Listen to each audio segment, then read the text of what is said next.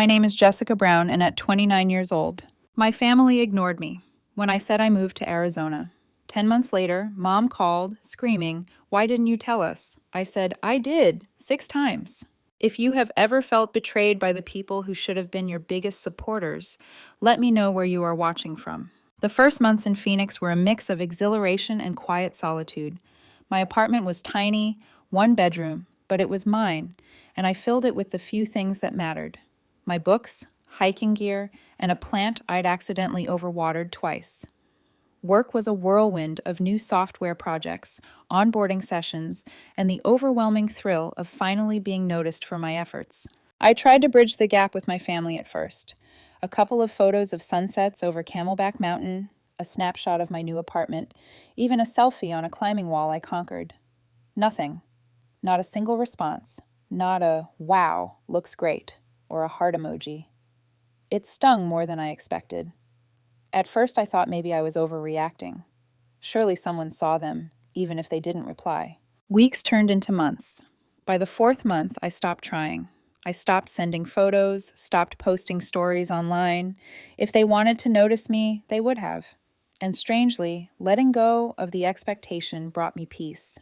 I explored the city on my own. I found a taco joint tucked in a narrow street behind a coffee shop, spicy enough to make my eyes water, but worth every bite. I made friends at work, some of whom I still talk to daily. I joined a climbing gym, learned how to belay properly, and even found a small group that hiked every Saturday. My life was slowly blooming, yet the silence from my family was a persistent echo in the back of my mind. Then, 7 months in, the message came. Emily, my sister. "Hey, Julia, can you pick up Mom's prescription tomorrow? She's out of refills and the pharmacy closes early." I stared at my phone. 3 dots appeared, lingered, then disappeared. I typed slowly. "Emily, I'm in Arizona." The dots returned. "Emily, what?" Her reply came a few minutes later. "You, what?" I exhaled sharply. "I relocated to Arizona 7 months ago. I told everyone several times." There was a pause. Then, "I assumed you were joking. Julia, why would you make that joke?" I laughed bitterly, more in disbelief than amusement. 7 months. 7 months of living in a separate state, and my own sister assumed I was joking. I put down the phone and shook my head. It was almost funny, if it weren't so painfully familiar. Life continued in quiet momentum. Holidays came and went. Thanksgiving, Christmas, New Year's. I celebrated with coworkers or alone on trails, watching the sunrise, as if the sky were conspiring to remind me that I existed, even if my family didn't. The absence of their calls, messages, or check-ins became a comfort. No guilt trips, no last-minute favors, no reminders that I was always the overlooked middle child. Just me, my life, and the desert sun. Then, 10 months later, the call came. It was Mom. "Julia," she screamed into the phone. "Why didn't you tell us?" I froze. This was new territory. "Mom, I did. 6 times." There was silence on the line, then confusion. You what?" I recounted everything. Easter, her birthday, Memorial Day barbecue, text messages, group chat posts, the day before I left. She listened, but it was a different kind of listening, the kind that felt like hearing for the first time. I don't remember that," she admitted finally. "Yes, you did," I said, my voice steadier than I felt. "And neither did anyone else. That's the point." Mom's voice softened, guilt creeping in.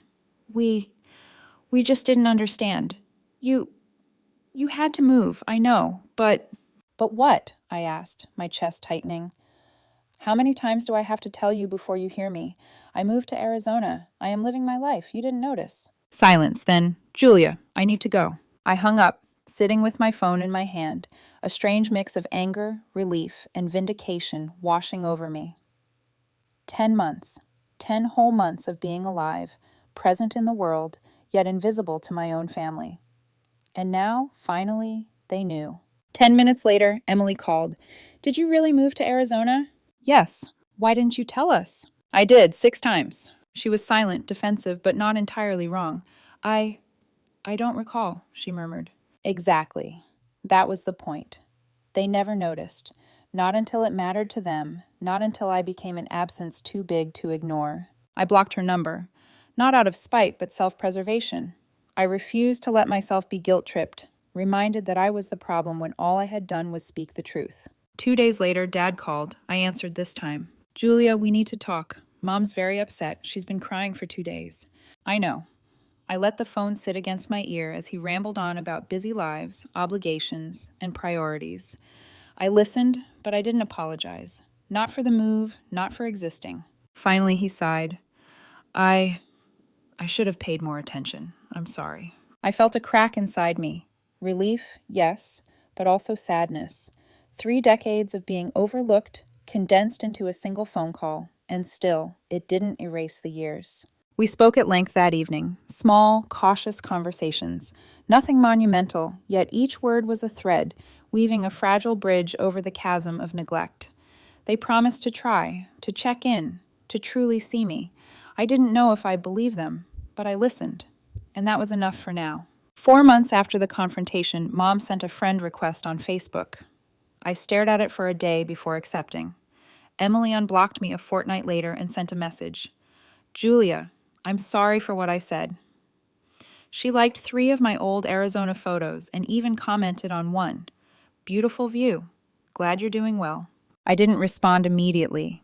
I lingered on the images, defensive, yet recognizing a quiet gesture of acknowledgement. It was small, but for the first time, it felt like a beginning. Summer approached, and Ryan, my brother, called. Can I come visit? I need a break. Of course. He arrived alone. No parents, no girlfriend, just him and the Arizona heat. We walked, ate, and sat on my back porch, watching the sun bleed into the horizon. On the 3rd night, he admitted something I wasn't sure I wanted to hear. I'm sorry, Julia, I was a terrible brother. Seeing your life, realizing you built all this without us, I should have paid attention. I should have noticed when you left. I nodded, letting the words sink in. It was a quiet redemption, unspoken yet real. That night, I lay awake listening to the desert hum beneath my window. For the first time, I felt a little seen, and that was enough. Fall arrived in Arizona, and with it, a strange mixture of excitement and apprehension. I hadn't seen my family in person since the confrontation over my move. Their messages had been cautious, clipped, polite, but seeing them face to face, that was another story. When Mom arrived, she looked smaller somehow, her eyes rimmed with fatigue, her hands fidgeting with the straps of her bag. Julia, she said, her voice trembling. I opened my arms. Hi, Mom. It was awkward at first. Conversations stumbled over years of unspoken words. I felt the tension as they tried to navigate their guilt and my unresolved hurt. Every compliment sounded rehearsed, every apology tentative, but I held my ground, refusing to fill the space with forced forgiveness. Emily, my sister, stayed close to Mom, casting glances at me that were part curiosity, part caution. Julia, your apartment is different. Nice, she said finally. Thanks, I replied, keeping my tone neutral.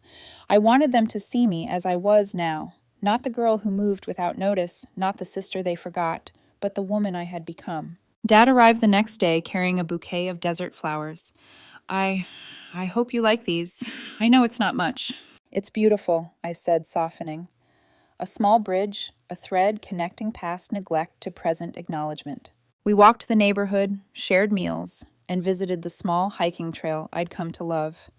My parents tried to ask about work, friends, Arizona life, but their questions were tentative, almost afraid to pry. I realized then that they weren't just guilty, they were scared. Scared that I had built a life without them and had no need for them anymore. One evening, as the sun dipped behind the mountains, I sat with Emily on the porch swing. The air was warm, tinged with the scent of sage and creosote. Julia, I didn't get it, she said quietly. I didn't notice you leaving. I thought you were joking. I thought you'd come back. I didn't realize. I told you, I said gently, 6 times. I know, she whispered. I know now. I'm sorry for everything. Her words were simple, but they carried weight. They were the first honest words I'd heard in months. Mom, meanwhile, began asking for advice on small things. What local grocery stores had the best produce? Which hiking trails were safest for a beginner? She was testing the waters, trying to reconnect in her own hesitant way. And I let her. I wasn't ready to forgive completely, but I was willing to let them try. Dad took to helping around my apartment, fixing shelves and plumbing issues I had been too intimidated to tackle myself. Each action was small, almost mundane, but to me, they were proof that they were making an effort. As the days passed, the atmosphere softened. Laughter returned in fits and starts. Stories from the past, long buried, surfaced with cautious humor. I realized that the family I had missed wasn't gone. They had been there, just wrapped in their own blindness. Yet I remained cautious. I had learned that love without acknowledgement was hollow. I had learned that absence, even when unintentional, could wound deeply. I didn't want to be hurt again. One evening, after a long day of hiking and city exploration, we sat on my balcony, watching the sky fade from amber to indigo. My parents were quiet, tired from travel. Emily nudged me gently. "Julia, thank you for letting us see you, for being patient." I smiled faintly, feeling a warmth that had been absent for far too long. "I'm glad you're here. I am. But you have to understand, I'm still me. I'm still living my life. That doesn't change just because you're here." "Yes," Mom said softly. "We understand. And we'll try. We promise." It wasn't a perfect reunion. Nothing about this was easy. But for the first time in years, I felt a sense of cautious hope, a possibility that family didn't have to mean pain.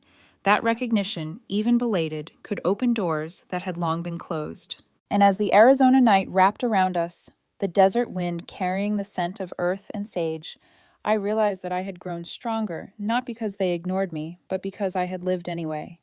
Because I had built a life that mattered to me, even when they couldn't see it. That night, I slept with a sense of calm I hadn't felt in a long time. The past was still there, waiting to be navigated, but for the first time I could see a path forward. The bridge was fragile, but it was there, and sometimes that was enough to start rebuilding. The following weeks were a delicate balancing act. My parents tried to fit into my Arizona life, and I tried to fit them in without losing myself. It was like adjusting to a new rhythm where every step had to be measured, every word carefully chosen. Emily proved to be the easiest to reconnect with.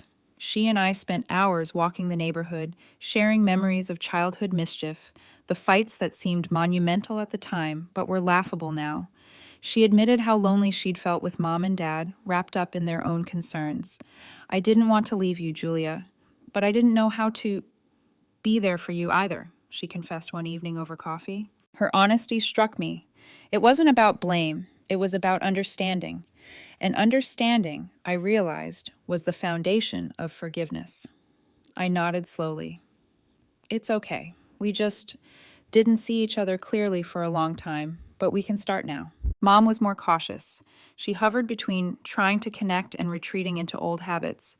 I noticed her lingering at the edge of conversations, rarely speaking first. I could feel the guilt radiating from her, a heavy, unspoken weight. One afternoon, after she had helped me rearrange the kitchen for better workflow, she sighed deeply. "Julia, I don't expect you to forgive me overnight, but I want you to know, I see you now. I see all that you've done, all that you've become." I smiled faintly, touched despite myself. "Thank you, Mom. That's all I need for now, just acknowledgement." Dad, meanwhile, took it upon himself to teach me about small things I had ignored. Basic repairs, how to handle the backyard's irrigation system, even small financial tips. Each lesson felt like a quiet apology, a way to make up for lost time without words. I couldn't help but appreciate it. As Thanksgiving approached, I faced a new challenge. My parents wanted to host a small family gathering at my place, and I hesitated. Would the old tension flare? Would unresolved anger surface? But I agreed, wanting to test how far we had come. The night of the dinner, I cooked alongside Mom and Emily. Dad set the table, joking with me about my choice of napkins and placement of cutlery. The house smelled of roasted turkey and pumpkin pie, a smell that always reminded me of childhood celebrations. The evening was filled with laughter, occasional teasing, and long moments of silence that felt comfortable rather than awkward. But near the end of dinner, a difficult question emerged. "So, Julia," Dad said carefully, "how are things with your friends here? Do you feel isolated sometimes?" I paused. The question wasn't accusatory, but it was loaded. It hinted at my past solitude and their absence. "I've had friends," I said cautiously. "Good friends. But yeah, sometimes it's hard, realizing I had to do so much alone. But that's behind me now." Emily reached for my hand. "We're here now," she said softly. "We're not going anywhere." Her words carried a gravity that made me choke back emotion. For years, I had carried this weight alone, feeling abandoned by the people who were supposed to be my anchors. And now, finally, there was acknowledgement, even if it was imperfect. After dinner, we sat on the balcony, the stars stretching endlessly over the desert. Mom turned to me, eyes glistening. "Julia, we don't want to lose you again. I know we hurt you, and I don't want to make the same mistakes." "I know," I whispered, "and I'm not lost, but I've learned to protect myself. I can let you in, but you have to earn it, every day in small ways." Dad nodded. "We will, every day." For the first time, I felt a sense of cautious relief. I could envision a future where my family and I coexisted, not as strangers with shared history, but as people who truly saw one another. Where the past didn't vanish, but it didn't control the present either. Yet, even as warmth filled the evening, I remained alert. Life had taught me that reconciliation was delicate. One misstep, one word, one moment of neglect, and the fragile bridge we were building could crumble. I took a deep breath, the desert wind brushing against my face, carrying the scent of sage and earth. I was ready to try, to accept the imperfect effort, and to continue living boldly, independently, and cautiously open-hearted. Because this time, I knew the difference between love that neglected me and love that acknowledged me, and that difference would guide every step forward. December arrived with its usual mix of excitement and tension. The holidays carried memories of both joy and disappointment. For me, it had always been a time of reflection, a time to measure what was missing.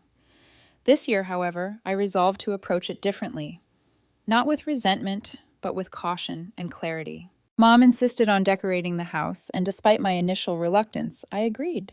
Together, we unpacked boxes of ornaments, each one carrying stories of Christmases past. Some made me smile, some made me wince. I found an old, chipped ornament shaped like a snowflake, the one Emily and I had painted when we were children. "Remember this?" Mom asked, her voice softer than usual. I did. "Of course," I said. "We fought over the glitter. I wanted more blue. Emily wanted more red." Mom laughed, a genuine, warm sound. "You always had a vision." As the week progressed, I noticed small, almost imperceptible changes in their behavior. Dad no longer interjected with sarcastic remarks. Instead, he offered quiet guidance. Mom checked in on me without smothering. Emily became my constant ally, bridging gaps and diffusing tension whenever it threatened to flare. But the real test came when my ex-boyfriend, Mark, unexpectedly appeared. He had been a part of my life for 5 years, and though our relationship had ended amicably, the memories it carried were complex. Seeing him again stirred emotions I hadn't anticipated: nostalgia, regret, and a faint sting of old hurt. Mom spotted him first. "Julia, is that who I think it is?" I braced myself. "Yes, Mark and we were together for a long time." Mom and Dad exchanged looks, subtle but charged with unspoken judgment. Emily, sensing my discomfort, placed a reassuring hand on my shoulder. Mark smiled, awkwardly at first, then more genuinely. "I hope I'm not intruding. I heard you were in town and wanted to say hello." I nodded, keeping my guard up. "It's fine, just unexpected." The evening progressed, and I realized that my family's interactions with him were revealing. They didn't pry, they didn't judge, but they were observant. They were seeing how I handled myself, how I navigated complex emotions without losing control. At one point, Mark and I were alone in the kitchen, and he hesitated before speaking. "Julia, you've changed. You seem stronger." I met his gaze. "I had to. Life doesn't wait for you to catch up." He nodded, and for a brief moment I saw the person I had been, naive, trusting, sometimes too forgiving. Then I felt the weight of the lessons I had learned, the boundaries I had set, and the independence I had fought so hard to maintain. That night after Mark left, I reflected on my journey. The holidays had always been a test, a reminder of family dynamics that could be both nurturing and suffocating. This year, however, felt different. I was not merely reacting, I was choosing, observing, and learning. Yet, even as I felt a cautious optimism, I knew challenges were far from over. Trust had to be earned continuously, sincerity had to be proven, and love had to be balanced with self-preservation. One misstep, one moment of overextension, could undo the fragile peace I had built. The days leading up to Christmas were filled with subtle tests. Mom would occasionally lapse into old patterns, her voice sharp with impatience or her gestures heavy with implied criticism. Dad, too, would occasionally fall back into familiar cynicism. But each time I held my ground, responding with measured calm and clarity. Emily became my anchor in these moments. "You're doing the right thing, Julia," she would whisper. "They're trying, and you're protecting yourself. That's balance." On Christmas Eve, we gathered in the living room, surrounded by twinkling lights and the scent of pine. My parents, once distant and inattentive, now seemed genuinely present, attentive without overstepping. Emily smiled at me across the room, a quiet acknowledgement of our shared journey. As I looked around, I realized something profound. This was not perfection. There would always be tension, old wounds, and moments of doubt. But this was progress. This was a family attempting to rebuild, with imperfect hands but earnest hearts. I took a deep breath, allowing the warmth of the moment to settle around me. I knew that trust could be fragile, forgiveness could be conditional, and love could be complex. But I also knew that I had grown, learned, and positioned myself to navigate these dynamics with wisdom and strength. That night, as I lay in bed, I reflected on the year behind me. I had faced disappointment, abandonment, and betrayal. I had confronted old wounds and tested new boundaries. And yet, I had emerged not broken, but stronger, more discerning, and more attuned to the nuances of human connection. The holidays were not about perfection. They were about presence, effort, and the willingness to see each other, truly see each other, even when it hurt or challenged. And for the first time in years, I felt that possibility, not as a fleeting dream, but as a tangible reality, fragile yet resilient. The days after Christmas carried a quiet intensity. The glow of the holiday lights had faded, but the undercurrents of unresolved issues remained. Life, I realized, didn't pause just because the calendar flipped to a new year. Old patterns lingered, often hidden beneath seemingly mundane interactions. One morning, as I prepared breakfast, I noticed a familiar tension in the air. Dad's voice, though measured, carried an edge. "Julia, can we talk about your plans for the upcoming family reunion?" I froze momentarily. Family reunions were minefields of expectations and judgment, a place where old grievances often resurfaced under the guise of tradition. I set down the coffee pot and faced him. "Sure, but I need to know exactly what you mean." He hesitated, choosing his words carefully. "I just want to make sure everyone is on the same page, that you don't overstep or create conflict." I took a deep breath, feeling a familiar stir of frustration. "I appreciate the concern, but I'm capable of managing myself. I'll participate respectfully, but I won't compromise my boundaries for the sake of appearances." There was a pause, then Dad nodded slowly. "I understand. Just be mindful." Mindful. That word, always so loaded, always implying that I should bend to their expectations. I reminded myself of how far I had come, how many times I had navigated these subtle tests, balancing honesty with diplomacy. I couldn't allow the ghosts of old patterns to dictate my present. Later that week, I received a message from Mark. It was short, almost hesitant. "Can we meet? I feel there are things I need to apologize for." I stared at the screen, heart pounding. Our past had been a tapestry of love and mistakes, a place where trust had been tested repeatedly. Part of me wanted closure, to finally address the lingering regrets. Another part, sharper and more protective, urged caution. I agreed to meet, but on my terms. Public place, clear boundaries, no emotional shortcuts. The cafe was quiet when I arrived, the soft hum of conversation around me.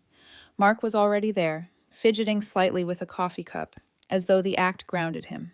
"I'm glad you came," he said, his voice tentative. I realized I hurt you more than I thought, and I need you to know I regret it." I studied him, weighing each word. "Mark, I appreciate that, but words alone don't fix the past. I need actions, respect, and an understanding that some things are irreversible." He nodded, a flicker of pain crossing his features. "I know, I just wanted to acknowledge it. I don't expect forgiveness. I just want you to hear me." And I did. I listened, absorbing the sincerity in his tone while keeping my own emotions in check. It was a delicate balance, acknowledgement without reopening wounds, validation without surrender. After he left, I felt a strange mix of relief and exhaustion. Confronting the past, even in controlled measures, drained me, but it also fortified my sense of self. I had navigated this encounter on my terms, asserting my boundaries while remaining empathetic. That was growth. The following week brought another test. Emily approached me with hesitation. Julia, there's something you need to know about Mom and Dad. My stomach tightened. What is it? They've been talking about the family trust, about you. They're considering changing things, possibly excluding you from some decisions. I felt the familiar sting of betrayal, a ghost of past wounds. But this time I didn't react impulsively. I listened, asked questions, and gathered facts. My parents weren't acting out of malice entirely. They were navigating fears, old habits, and insecurities. Still, it was my responsibility to assert myself clearly. That evening, I confronted them. Mom's eyes widened. Dad's jaw tightened. I understand your concerns, I began calmly, but I need to be included in decisions that affect me directly. Exclusion is not acceptable. There was silence. Then slowly Mom nodded. You're right. We need to be fair. Dad exhaled, a subtle shift in tension. Agreed. Let's work together. It wasn't perfect. Trust had to be rebuilt continuously. Misunderstandings would surface. But I felt a profound sense of empowerment, an ability to hold my ground without aggression, to demand respect without severing ties. As the month drew to a close, I realized that my journey wasn't about erasing the past. It was about navigating it with clarity, strength, and intention. I had confronted betrayal, tested my limits, and asserted my boundaries. And though challenges remained, I felt prepared. That night, as I journaled, I reflected on the lessons of the past year. Life had taught me resilience, discernment, and the importance of measured responses. It had reminded me that love, whether familial or romantic, required boundaries, honesty, and courage. And most importantly, it had shown me that I had the power to define my own path, to engage with my family and past relationships on my terms, without losing myself in the process. The weeks following my confrontation with Mom and Dad were quieter, yet every interaction felt more deliberate, more intentional. The subtle shifts in our dynamics reminded me that change didn't happen overnight.